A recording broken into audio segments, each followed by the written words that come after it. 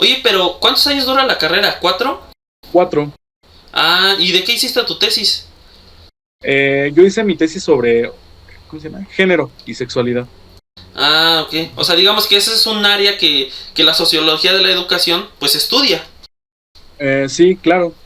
Lo que pasa es que yo llevé en los últimos semestres unas optativas que se llamaban educación y género.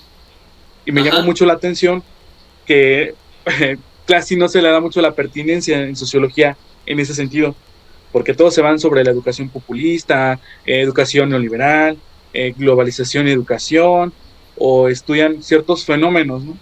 Pero casi en sociología no se le da muchas, bueno, en sociología de la educación casi Ajá. no hay tesis que hablen sobre género.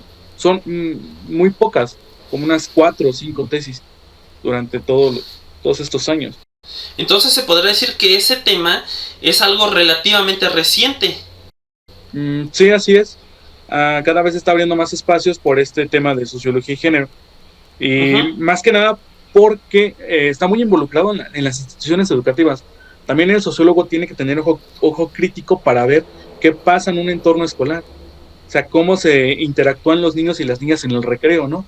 Cómo reproducen roles de género con los juegos que hacen, ¿no? Lo que juegan. Y de alguna manera se Sí. lleva, todas esas prácticas sociales se llevan al entorno escolar y se refuerzan con el currículum oficial, con el currículum oculto, también el docente como de alguna manera interviene para que se configure todo este sistema sexista, ¿no?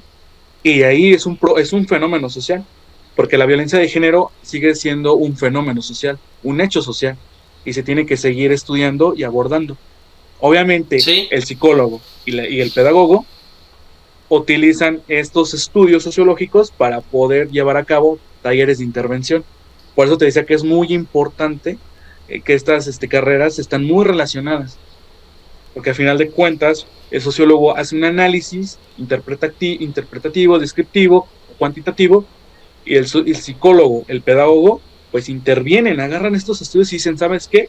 Yo tengo aquí cómo empezar a modificar mi práctica docente o ver cómo configurar estas prácticas que yo hago, que a lo mejor están mal, pero ya puedo intervenir en esta praxis educativa.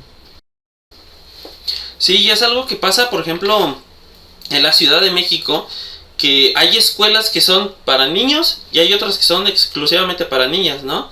Igual otra cosa que lo mencionas, la imposición, o sea, ya desde que uno crece, bueno, más bien desde que uno está, desde que es un niño, que te dicen, oye, pues tú eres niño, a ti te tienen que gustar las niñas, tú eres niña, te tienen que gustar los niños, cuando a lo mejor es algo que tal vez ni siquiera es edad para ya estarlo platicando, sino es algo que se puede dar pues ya después, conforme vayan creciendo, conforme vayan experimentando y muchísimas cosas